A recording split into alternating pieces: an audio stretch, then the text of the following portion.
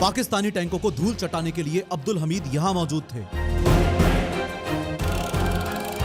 लेकिन अमेरिका से लिए हुए पाकिस्तानियों के पाकिस्तानी टैंक्स अब्दुल हमीद पे निशाना ताने खड़े थे।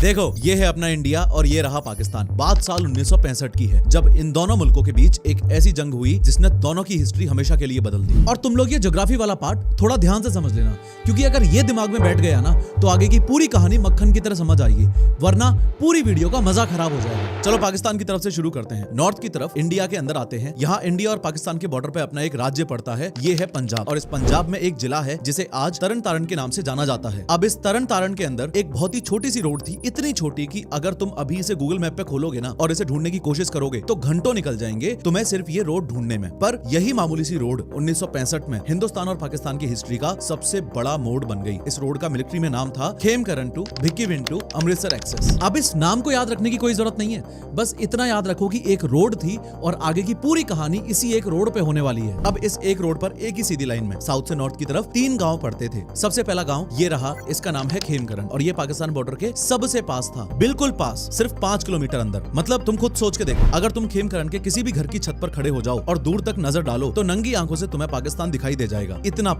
पास था खेमकरन बॉर्डर से। अब इस खेमकरन से 5 या 6 किलोमीटर और ऊपर यानी थोड़ा और अंदर की तरफ आता है दूसरा गांव असल उत्तर। और इस नाम को जरा ध्यान से सुन लो, असल उत्तर मतलब असली जवाब, फिटिंग रिप्लाई। यही वो गांव है जिसके नाम पे आगे चलकर पूरी बैटल ऑफ असल उत्तर का नाम पड़ेगा और यही इंडियन फौज के डिफेंस का मुख्य किला बनने वाला है। असल उत्तर के बिल्कुल आगे सिर्फ 2 या 3 किलोमीटर और नॉर्थ में आता है तीसरा गांव चीमा, जिसे यहाँ के लोकल लोग चीमा खुर्द भी बोलते हैं। और इस नाम को भी गांठ बांध लो, चीमा, क्योंकि यही वो गांव है जिसके ठीक साउथ में एक 32 साल का दर्जी का बेटा अब्दुल हमीद अपनी एक छोटी सी जीप लेके खड़ा होने वाला है। चीमा से काफी दूर नॉर्थ में लगभग 18 से 20 किलोमीटर उत्तर में आता है भिक्कीविंड। ये वो इलाका है जिसके पास आगे चलकर पैटर्न नगर बसने वाला है, यानी पाकिस्तान पैटर्न टैंक्स का कब्रिस्तान। इस नाम का असली मतलब क्या है ये तुम्हें इस वीडियो के आखिर में समझ आएगा। और भिक्कीविंड के भी आगे फाइनली अमृतसर, सिखों का सबसे पवित्र शहर, पंजाब का दिल और कह लो कि हिंदुस्तान की शान। और बस यहीं तक हमें पाकिस्तानी आर्मी को हरगिज नहीं पहुंचने देना था। तो एक बार फिर ये पूरी ज्योग्राफी अपने दिमाग में बिठा लेते हैं। खेमकरन, असल उत्तर, चीमा, भिक्कीविंड, अमृतसर, एक ही रोड पर 5 जगह नॉर्थ से साउथ तक, बस यही ऑर्डर याद रखना। अब असली पॉइंट ये है कि पाकिस्तान को ये पूरा का पूरा रास्ता एक एक करके कवर करना था और हमारे लिए सबसे बड़ी दिक्कत ये थी कि इस रोड का पहला गांव यानी खेमकरन वो पाकिस्तानी लोग 8 सितंबर 1965 को ही कैप्चर कर चुके थे, अब्दुल हमीद के शहीद होने से ठीक 3 दिन पहले। ये हमारे लिए कितनी बड़ी दिक्कत थी,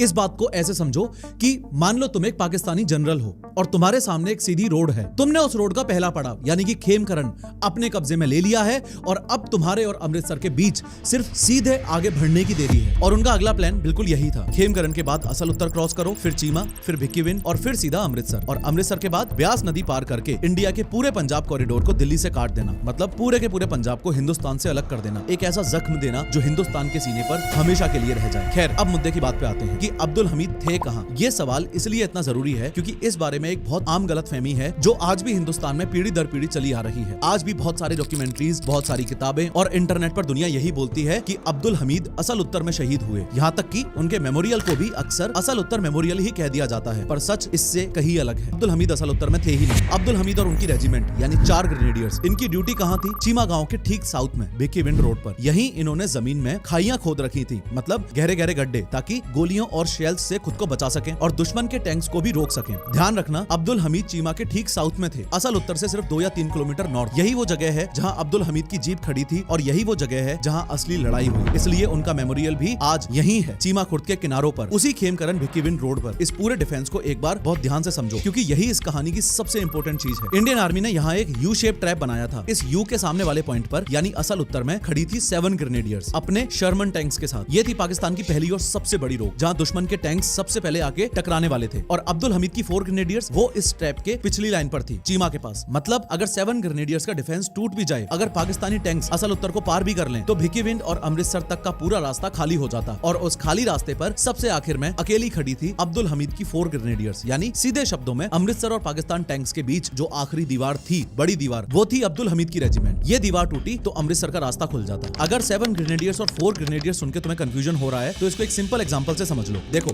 इंडियन आर्मी एक बहुत बड़ा घर है और इस घर में में बहुत सारे परिवार रहते हैं। हर परिवार को बोलते हैं एक रेजिमेंट, और हर परिवार यानी हर रेजिमेंट के अंदर कई छोटे छोटे भाई होते हैं, इन्हें बोला जाता है बटालियंस। सीधा मतलब रेजिमेंट एक पूरा खानदान और बटालियंस उस खानदान के अलग अलग भाई। अब्दुल हमीद इंडियन आर्मी के एक बहुत ही पुराने खानदान से थे जिसका नाम है द ग्रेनेडियर्स, और ये कोई मामूली रेजिमेंट नहीं, ये साल 1778 से चला आ रहा है, यानी अंग्रेजों के जमाने से। और इस ग्रेनेडियर्स परिवार में भी कई भाई हैं, 4 ग्रेनेडियर्स, 7 ग्रेनेडियर्स और ऐसे ही कई और मेंबर्स। और सच कहूं तो ये मेरे लिए सिर्फ एक कहानी नहीं है, क्योंकि जिस ग्रेनेडियर परिवार में अब्दुल हमीद थे उसी परिवार के एक दूसरे भाई यानी कि 13 ग्रेनेडियर्स में मेरे पापा भी रहे हैं, जो 2016 में इंडियन आर्मी से रिटायर हुए। देखा, जब इतने बड़े और इतने कॉम्प्लेक्स आर्मी स्ट्रक्चर को किसी को आसानी से समझाना हो तो उसे छोटे और सिंपल पार्ट्स में तोड़ना होता है, लेकिन मैक्सिमम नए कंटेंट क्रिएटर्स और सोशल मीडिया इन्फ्लुएंसर्स स्क्रिप्ट लिखते वक्त ये गलती करते हैं कि उसे इतना कॉम्प्लेक्स और इतना बोरिंग बना देते हैं कि व्यूअर पहले 5 सेकंड में ही छोड़ के भाग जाता है। लोगों का अटेंशन स्पैन एक तो वैसे ही कम हो चुका है, ऊपर से तुम उसमें कहानी भी ऐसे सुनाते हो जैसे कोई पीएचडी की थीसिस चल रही हो। कॉम्प्लेक्स चीजों को लेमैन लैंग्वेज में कैसे तोड़ते हैं, कैसे ऐसी स्क्रिप्ट बनाते हैं जो ऑडियंस को स्क्रीन पे चिपका के रखे, कैसे अपने कॉम्पिटिटर्स के कमेंट सेक्शन में से आइडियाज चुराते हैं और कैसे सही टॉपिक्स चूज करते हैं, ये सब मैंने अपने content creators cheat code course में डिटेल में बताया है। सिर्फ इस वीडियो के व्यूअर्स के लिए मैं एक स्पेशल 20% डिस्काउंट दे रहा हूं, RB20। इस क्रेजी 20% डिस्काउंट को पाने के लिए अभी की अभी डिस्क्रिप्शन, पिन्ड कमेंट या बायो में दी गई लिंक की मदद से professorofhow.com पे जाओ, अपना प्लान चूज करो, चेकआउट पेज पे जाओ, RB20 special discount coupon code लगाओ और एक सक्सेसफुल कंटेंट क्रिएटर बनने की जर्नी की शुरुआत अभी की अभी करो। एनीवेज, ये समझो इंडियन आर्मी ने इस पूरी खतरनाक सिचुएशन में क्या किया, क्योंकि सिचुएशन सच में बहुत खतरनाक थी। पाकिस्तान के पास थे लेटेस्ट पैटर्न टैंक्स जो अमेरिका ने उन्हें बिल्कुल फ्रेश ब्रांड न्यू दिए थे, और हिंदुस्तान के पास था एक मिक्स, पुराने शर्मन टैंक्स डेक्कन हॉर्स के पास, British made Centurion tanks 3 cavalry के पास और French AMX 13 light tanks 8 light cavalry के पास। पर दिक्कत ये थी कि नंबर्स में हमारे टैंक्स उनसे काफी कम थे, और खासकर हमारे शर्मन टैंक्स उनके पैटर्न टैंक्स के सामने एकदम कमजोर पड़ते थे। उनके पैटर्न भारी थे, ताकतवर थे, इतने मजबूत कि हमारी शर्मन की गोली उनके आर्मर पर लग के वापस बाउंस हो जाती थी। पर इंडियन आर्मी के सीनियर कमांडर्स बेवकूफ नहीं थे, उन्होंने बहुत ऑनेस्टली ये बात मान ली कि अगर सामने से लड़ेंगे तो सीधा हार जाएंगे। और इसी सोच से जन्म हुआ एक बिल्कुल जीनियस प्लान का, जिसका नाम था हॉर्स शू टेक्निक, मतलब घोड़े की नाल जैसा शेप, या इंग्लिश में कह लो तो यू शेप।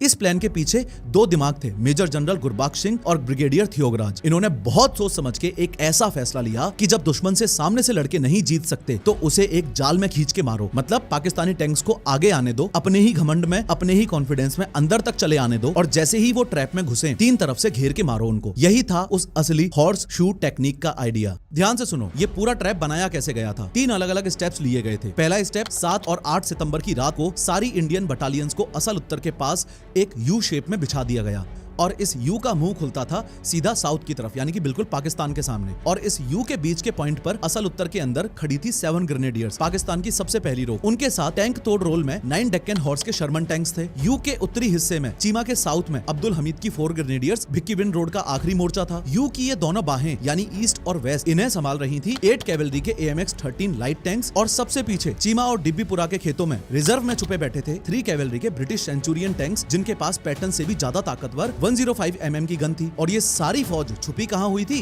गन्ने और कॉटन्स के खेतों में, क्योंकि पंजाब में उस मौसम में गन्ने 7 से 8 फीट तक ऊंचे हो जाते हैं, मतलब एक पूरा इंसान खेत के बीच लिटरली गायब हो जाता है। दूसरा स्टेप, और यही इस पूरे प्लान का सबसे शातिर हिस्सा था, 9 सितंबर की रात को इंडियन इंजीनियर्स ने पास की नहर के बांध तोड़ दिए और सारा पानी सीधा गन्ने के खेतों में भर दिया। सुबह होते होते ये सारे खेत कीचड़ के दलदल में बदल गए। ऊपर से देखो तो नॉर्मल हरे भरे खेत, पर नीचे से 46 टन के पैटर्न टैंक्स के लिए सीधा कब्रिस्तान। तीसरा स्टेप, वो सेंचुरियन टैंक्स जो पीछे छुपे बैठे थे, उनका काम था जैसे ही पैटर्न इस कीचड़ में फंसे वो निकलें और क्लोज रेंज में उन्हें फिनिश कर दें। बस यही था वो ट्रैप, 3 लेयर्स का एक ऐसा जाल जो पाकिस्तान के लिए चुपचाप तैयार खड़ा था। दूसरी तरफ पाकिस्तान का प्लान एकदम सिंपल था, पर एरोगेंस से पूरा भरा हुआ। सितंबर 1965 में पाकिस्तान ने अपनी पूरी ताकत के साथ हिंदुस्तान पर ऑफेंसिव लॉन्च कर दिया, और उनका सारा घमंड आता था उनकी एक डिवीजन से, फर्स्ट आर्मर्ड डिवीजन। इस एक डिवीजन में थे 200 से ज्यादा M47 और M48 पैटर्न टैंक्स, अमेरिका से बिल्कुल फ्रेश ब्रांड न्यू आए हुए, और इन्हें चलाने वाले क्रू भी कोई आम पाकिस्तानी सोल्जर नहीं थे, ये लोग सीधा US ट्रेंड थे। और ये पैटर्न टैंक था क्या चीज, जरा समझो। ये वही टैंक था जो उस वक्त खुद अमेरिकन आर्मी 1960s में यूज कर रही थी, यानी दुनिया का top of the line tank. 46 ton का वजन, 90 mm की एक बहुत बड़ी गन, और सामने से इतना मोटा आर्मर कि दुश्मन की गोली उससे टकरा के वापस बाउंस हो जाती थी। पाकिस्तानियों का तो पक्का मानना था कि ये टैंक इनविंसिबल है, मतलब इसे कोई हरा ही नहीं सकता। और इनका प्लान एकदम सीधा और सिंपल, जिसका नाम था ब्लिट्जक्रीग, मतलब अपनी पैटर्न टैंक्स की ब्रूट फोर्स इससे इतनी तेजी से आगे बढ़ो कि हिंदुस्तान को संभलने का मौका तक ना मिले। और 8 सितंबर 1965 को यानी कि अब्दुल हमीद के शहीद होने से 3 दिन पहले उन्होंने इस प्लान का पहला बड़ा स्टेप उठा भी लिया था, खेमकरन को कैप्चर कर भी लिया था और फिर सीधी लाइन पर चल पड़े। असल उत्तर चीमा, भिकिविंड, अमृतसर और उसके भी आगे ब्यास नदी तक। इनका फाइनल सपना यह था कि हिंदुस्तान को नेगोशिएशन टेबल पर घुटनों पर लेके आएंगे और कश्मीर जैसे मुद्दों पे अपने हक में बात सेटल करवाएंगे। बस यही थी उनकी पूरी सोच। पर यहीं पाकिस्तान ने अपने प्लान में एक बहुत बड़ी गलती कर दी। उन्होंने मान लिया था कि जो इंडिया 1962 के इंडिया चाइना वॉर में थक के चूर हो गया था वो 1965 में बिल्कुल वैसा ही होगा। सेम ऑफिसर्स, सेम पुराना इक्विपमेंट, सेम टूटी हुई मोराल। और ये बात उनके दिमाग में इसलिए बैठ गई थी क्योंकि 1962 का वो चाइना वॉर उन्होंने अपनी आंखों के सामने देखा था, जहां हिंदुस्तान सच में काफी स्ट्रगल कर रहा था। गोलियां खत्म, ऑफिसर्स शहीद, सोल्जर्स भूखे प्यासे। पर यही पाकिस्तान की सबसे बड़ी गलती थी क्योंकि 1962 से 1965 के बीच इन पूरे 3 सालों में हिंदुस्तान पूरी तरह बदल चुका था। नए टैंक्स आए, सेंचुरियन और AMX-13, नए वेपन्स आए, जीप पर माउंटेड RCL गन्स, नई ट्रेनिंग शुरू हुई और सबसे बड़ी बात 1962 के जो वेटरन्स थे यानी जो उस नरक जैसी लड़ाई को झेल के जिंदा वापस आए थे वो 1965 तक सीनियर ऑफिसर्स और NCOs बन चुके थे। और इन्हीं में से एक थे अपने अब्दुल हमीद, जो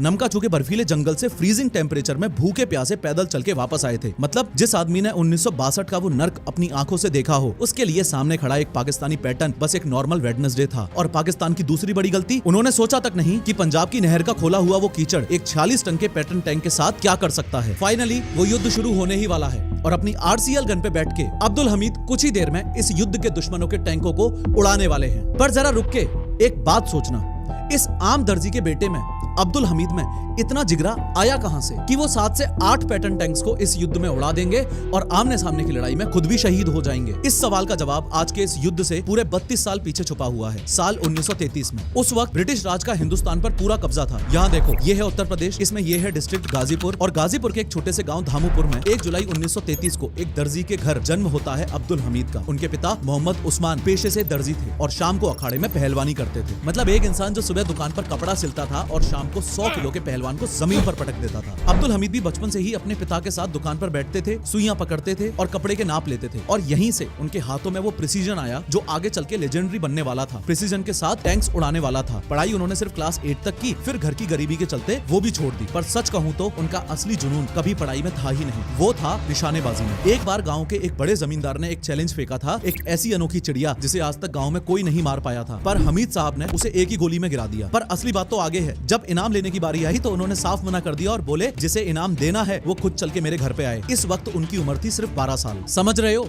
वो सेल्फ रिस्पेक्ट, वो घमंड जो आगे चल के एक लेजेंड बनने वाला था, वो इसी 12 साल की उम्र से ही बनना शुरू हो गया था। असल में अब्दुल हमीद 3 अलग अलग लोग थे एक ही इंसान के अंदर। एक तरफ एक दर्जी का बेटा, दूसरी तरफ अखाड़े का पहलवान और तीसरी तरफ गांव का सबसे बेहतरीन शूटर। पर सिर्फ 16 या 17 साल की उम्र में ही घर वालों ने उनकी शादी करवा दी रसूलन बीबी के साथ। और यही रसूलन बीबी आगे चल के उनके 5 बच्चों को उनके शहीद होने के बाद बिल्कुल अकेले पालने वाली थी। शादी के बाद हमीद साहब पूरा टाइम अपने पिता की दुकान पर लग गए, पर उनके अंदर एक बेचैनी थी जो चैन नहीं लेने देती थी। वो गांव के अखाड़े में जोर लगाते थे। 6 फीट से ज्यादा लंबा कद था उनका और उनके मन में बस एक ही सपना चलता था, हिंदुस्तान की फौज। और याद रखना, ये वो दौर था जब 1947 का बंटवारा हो चुका था, 1947 से 48 का कश्मीर वॉर हो चुका था और गाँव गाँव में भारतीय फौज की कहानियां गूंज रही थी। फिर साल 1953 के आसपास जब उनकी उम्र बस 20 साल होने वाली थी, एक रात उन्होंने एक फैसला लिया। सिलाई की दुकान उनका सफर नहीं था, उनका सफर था हिंदुस्तान की फौज। 27 दिसंबर 1954 वाराणसी के आर्मी रिक्रूटमेंट कैंप में हामिद साहब खड़े हैं। फिजिकल जांच, इंटरव्यू, सब कुछ एक के बाद एक पास करते चले गए और फिर उन्हें असाइन किया गया आर्मी के सबसे पुराने रेजिमेंट्स में से एक, द ग्रेनेडियर्स। वही ग्रेनेडियर्स जो 1778 से चला आ रहा है। ट्रेनिंग हुई राजस्थान के नसीराबाद में और जैसे ही उन्होंने पहली बार ली एनफील्ड राइफल अपने हाथ में ली, उनके बचपन वाला गोली का उस्ताद इंस्टिंक्ट फिर से जाग उठा। ट्रेनिंग में वो एक बेहतरीन निशानेबाज बन गए। फिर 1955 में ट्रेनिंग पूरी होने के बाद उन्हें पोस्ट किया गया 4 ग्रेनेडियर्स बटालियन में। वही 4 ग्रेनेडियर्स जो 1965 में चीमा के ठीक साउथ में मौत से लड़ने वाली थी। और फिर कुछ सालों बाद उनकी पोस्टिंग हुई एक बहुत खास प्लाटून में, रिकॉइललेस राइफल प्लाटून, मतलब टैंक तोड़ हथियार चलाने वाला ग्रुप। और यहीं से हामिद साहब की किस्मत ने एक बड़ा मोड़ लिया। उन्हें मिली 106 mm की एक RCL गन, लगभग 209 किलो का एक टैंक तोड़ हथियार और एक जीप जिस पर यह गन माउंटेड थी। बस यही, एक RCL गन,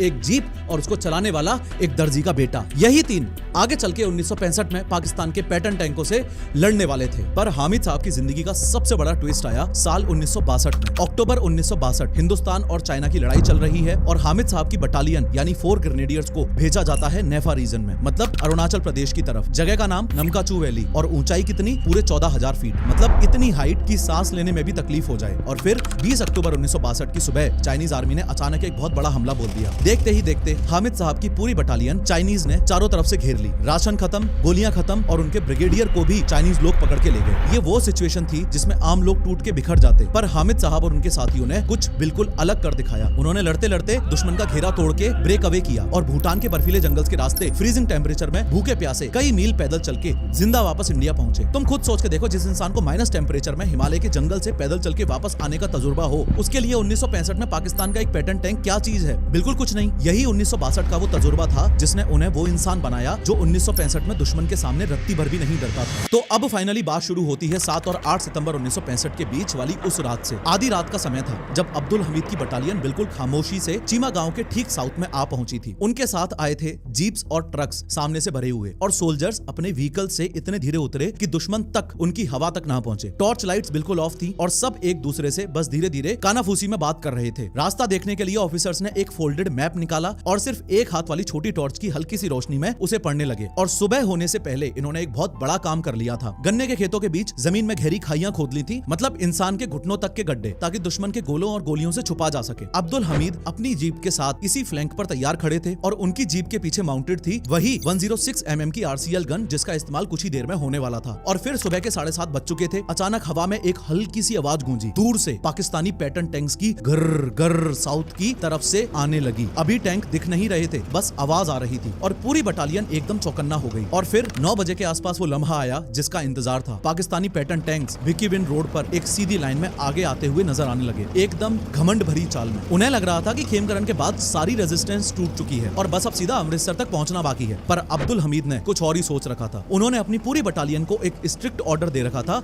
कि फायर बिल्कुल भी मत करना जब तक मैं खुद इशारा ना करूं। और टैंक्स आते गए, आते ही गए, और पास और पास। और जब पहला पैटर्न टैंक अब्दुल हमीद से सिर्फ 30 यार्ड्स दूर रह गया, यानी लगभग 27 मीटर, इतना पास की टैंक का ड्राइवर शायद अब्दुल हमीद को देख भी ले। ठीक इसी पॉइंट पर अब्दुल हमीद ने RCL गन का ट्रिगर दबाया। बूम! गोला सीधा टैंक के आर्मर में घुस गया। टर्रेट हवा में उछला, अंदर से ब्लैक स्मोक निकला और पूरा टैंक आग की लपटों में आ गया। पीछे आ रहे 2 टैंक्स में जो पाकिस्तानी क्रू थे वो तो अपने टैंक्स छोड़ के डर के मारे पीछे भाग गए। मतलब अब्दुल हमीद का पहला किल हो चुका था और 2 टैंक्स दुश्मन ने बिना लड़े ही छोड़ दिए। अब दुश्मन को भी समझ आ गया था कि ये कोई सीधा साधा रास्ता नहीं है। उनके कई टैंक्स उड़ चुके थे। तो 11:30 बजे पाकिस्तानीज ने आर्टिलरी शेलिंग शुरू कर दी। दूर से तोप खाने के गोले बरसाने लगे और चीमा एरिया की पूरी जमीन हिला के रख दी। शेलिंग खत्म होते ही एक और आर्मर्ड अटैक आया, पर अब्दुल हमीद अपनी फ्लैंक पोजीशन से हिले तक नहीं और उन्होंने एक और पैटर्न टैंक अपनी RCL गन से उड़ा दिया। पर 8 सितंबर का सबसे दिलचस्प मूवमेंट आया इस सब के कुछ देर बाद। एक ऐसा मूवमेंट जो आज भी बैटल की कहानियों में हमीद की शैतानी इंटेलिजेंस के नाम से मशहूर है। हुआ कुछ यूं कि एक पाकिस्तानी टैंक कमांडर ने अपने टैंक का हैच खोला, नीचे उतरा और चलते चलते सीधा अब्दुल हमीद के पास आ गया। उसने शायद सोच लिया था कि ये गन्ने के खेत में खड़ा कोई गांव का आम आदमी है, क्योंकि अब्दुल हमीद की यूनिफॉर्म गन्ने के बीच छुपी हुई थी। और उसने बिल्कुल मासूमियत से अब्दुल हमीद से असल उत्तर और विकी विन का रास्ता पूछा और अब्दुल हमीद ने बड़े ही शांत तरीके से उसे रास्ता भी बता दिया, बिल्कुल वैसे जैसे कोई गांव का आदमी बताए। कमांडर अपना जवाब लेके वापस मुड़ गया अपने टैंक की तरफ, पर जैसे ही वो अपने टैंक के पास पहुंचा, अब्दुल हमीद ने उसी टैंक को RCL गन से उड़ा दिया। मतलब दुश्मन का अपना commander he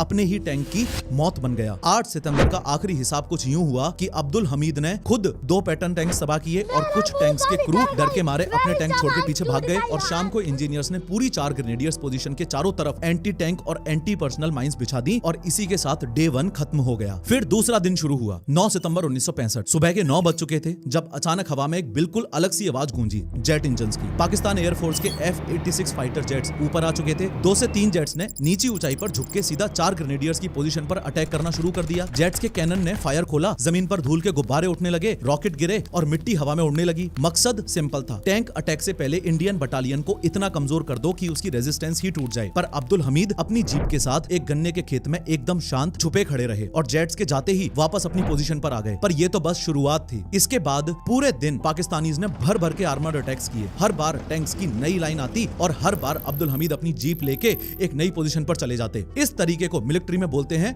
shoot and scoot. मतलब एक जगह से गोला मारो और फौरन जीप भगा के दूसरी जगह ले जाओ, फिर वहां से मारो और फिर वहां से तीसरी जगह ले जाओ। और इस दिन शाम तक अब्दुल हमीद ने 2 और पैटर्न टैंक्स उड़ा दिए। मतलब 9 सितंबर के एंड तक उनके खाते में टोटल 4 पैटर्न टैंक्स के किल्स आ चुके थे और पूरी 4 ग्रेनेडियर्स बटालियन ने मिलके कई और पैटर्न टैंक्स या तो तबाह किए या उन्हें छोड़ने पर मजबूर कर दिया। अब पाकिस्तान को भी समझ आने लगा था कि कुछ तो बहुत गलत हो रहा है, पर उन्हें अभी तक सबसे बड़ा झटका मिलना बाकी था, क्योंकि इस रात यानी 9 सितंबर की रात को वो ट्रैप अपना आखिरी रूप ले रहा था, जिसकी बात मैंने तुम्हें पहले बताई थी। इंडियन इंजीनियर्स ने नहर का सारा पानी इन गन्ने के खेतों में छोड़ दिया और सुबह होने तक ये सारे हरे भरे खेत एक ऐसे दलदल में बदल चुके थे जो 46 टन के पैटर्न टैंक को निगलने के लिए तैयार थे। ट्रैप अब पूरी तरह तैयार था और फिर आया वो तीसरा दिन जिसका तुम शुरू से इंतजार कर रहे हो, पर दिल में ये भी चाहते हो कि काश ये दिन आता ही नहीं। 10 सितंबर 1965, अब्दुल हमीद की जिंदगी का आखिरी दिन। पर सबसे दुखद बात ये थी कि खुद उन्हें इस बात का जरा भी अंदाजा नहीं था कि आज उनका आखिरी दिन है। सुबह उठे, वजू किया, नमाज पढ़ी,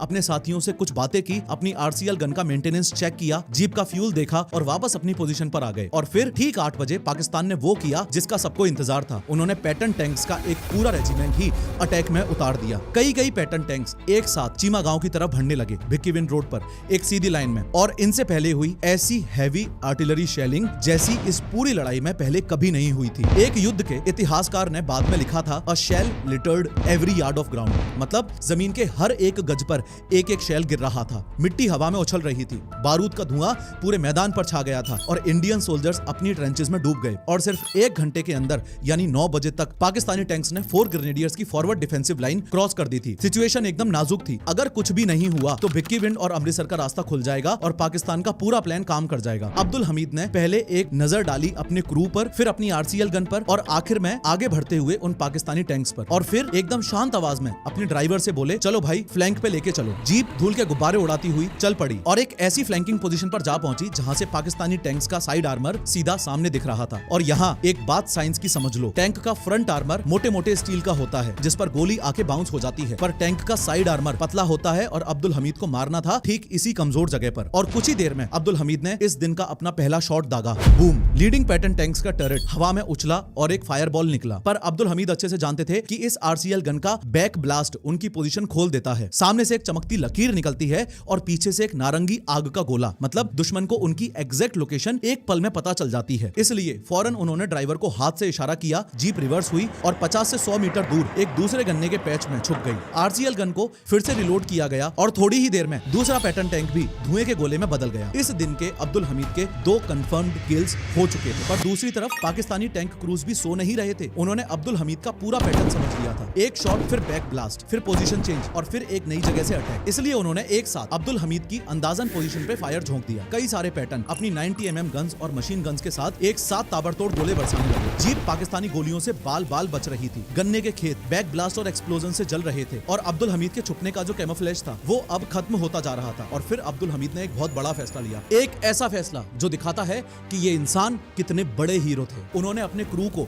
यानी अपने ड्राइवर और लीडर को कवर लेने का ऑर्डर दे दिया। दोनों जीप से उतरे और पास की खाइयों में छुप गए। और अब अब्दुल हमीद अपनी जीप पर बिल्कुल अकेले रह गए थे। आमतौर पर एक आरसीएल गन 3 लोगों की टीम चलाती है, एक गनर, एक लोडर और एक ड्राइवर। पर अब अब्दुल हमीद खुद गनर थे, खुद लोडर थे और खुद ही कमांडर थे। और कुछ ही देर बाद उन्होंने बिल्कुल अकेले अपनी आरसीएल गन लोड की, एम किया, फायर किया और एक और पैटर्न आग में बदल गया। ये था इस दिन का उनका तीसरा किल और पूरे वॉर का 7वां। दुश्मन के एक पूरे रेजिमेंट की कमर टूट रही थी, वो भी सिर्फ एक दर्जी के बेटे की आरसीएल गन से। पर अब्दुल हमीद को ये नहीं पता था कि इस युद्ध का जो पैटर्न उन्होंने बनाया था वो अब टूटने वाला था। अभी तक उन्होंने हर एक किल साइड फ्लैंक से की थी, सामने से कभी किसी टैंक से नहीं लड़े। हर बार अपने सही निशाने पर चुपके से वार करने की कला से दुश्मन को छुपते छुपते ही मारा था। पर अब उनके पास सारी छुपने वाली जगह खत्म हो चुकी थी। गन्ने के खेत back blast plus Pakistani shells से जल चुके थे और जीप अब जिस जगह खड़ी थी वो दुश्मन को साफ दिखाई दे रही थी। इसलिए अब्दुल हमीद ने एक बहुत जरूरी फैसला लिया। उन्होंने एक नई फ्लैंकिंग पोजीशन ढूंढनी थी। गन्ने के खेतों में कहीं और जाके कवर लेना था जहां से वो फिर से दुश्मन के कमजोर साइड आर्मर पर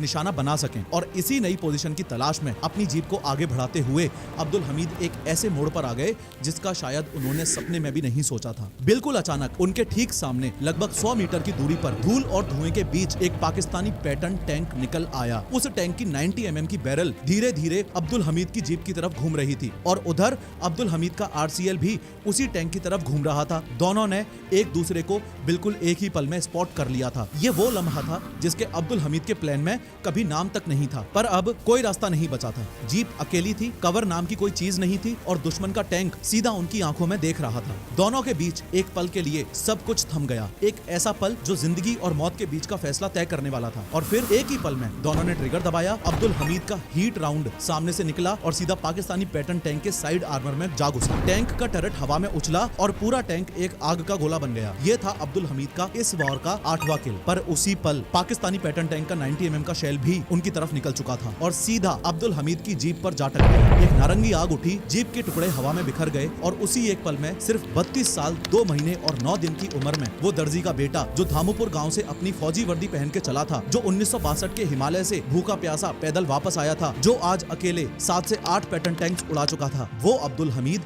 शहीद हो गए। अब तुम सोचोगे कि क्या अब्दुल हमीद की ये शहादत काम आई? जवाब है बिल्कुल आई। जो पाकिस्तानी पैटर्न टैंक्स गन्ने के खेतों के बीच में फंस चुके थे, उन्हें पीछे से छुपे हुए ब्रिटिश सेंचुरियन टैंक्स ने एक एक करके उड़ाना शुरू कर दिया और उस दिन के एंड तक पाकिस्तान की उस घमंडी फर्स्ट आर्मर्ड डिवीजन की पूरी कमर टूट चुकी थी। और अब आंकड़े सुनो तो चौंक जाओगे। पाकिस्तान ने इस एक बैटल में लगभग 97 टैंक्स गवाए, जिनमें 72 तो पैटर्न थे, बाकी शेरमन और अदर टैंक्स। और इंडिया ने सिर्फ 10 के आसपास टैंक्स गवाए और पाकिस्तान कभी अमृतसर तक पहुंच ही नहीं पाया। और वही असल उत्तर जिसे अब्दुल हमीद ने अपनी जान देके बचाया था, आज ग्रेवयार्ड ऑफ टैंक्स यानी टैंकों के कब्रिस्तान के नाम से याद किया जाता है। और उसके पास ही भिक्कीविंड के इलाके में जहां ये सारे तबाह और कैप्चर्ड किए गए पाकिस्तानी टैंक्स रखे गए, वो जमीन का टुकड़ा कहलाया गया पैटर्न नगर, यानी पाकिस्तानी पैटर्न टैंक्स का कब्रिस्तान। अब्दुल हमीद के जाने के सिर्फ 6 दिन बाद 16 सितंबर 1965 को इंडिया का सबसे बड़ा गैलेंट्री अवार्ड उनके नाम अनाउंस कर दिया गया, परमवीर चक्र, वो भी पॉस्ट्यूमसली यानी उनके मरने के बाद। पर टेक्निकली ये अवार्ड उनकी शहादत वाले दिन से यानी 10 सितंबर 1965 से ही लागू माना गया और 1966 की रिपब्लिक डे पर यह सम्मान उनकी विडो रसूलन बीबी को खुद राष्ट्रपति सर्वपल्ली राधाकृष्णन ने दिया। अब्दुल हमीद ये सम्मान पाने वाले पूरे हिंदुस्तान के 10वें वीर थे और अपनी 4 ग्रेनेडियर्स रेजिमेंट के पहले। एक बार फिर से याद दिला दूं, आर्मी 20 कूपन कोड लगा के आप मेरे कंटेंट क्रिएशन कोर्स पे अभी के अभी 20% डिस्काउंट ग्रैब कर सकते हो। लिंक पिंड कमेंट में है। और इस वीडियो पे क्लिक करके समझो कि कॉकरोच जनता पार्टी में क्या लूप होल्स हैं और वो सक्सेसफुल क्यों नहीं हो पाई।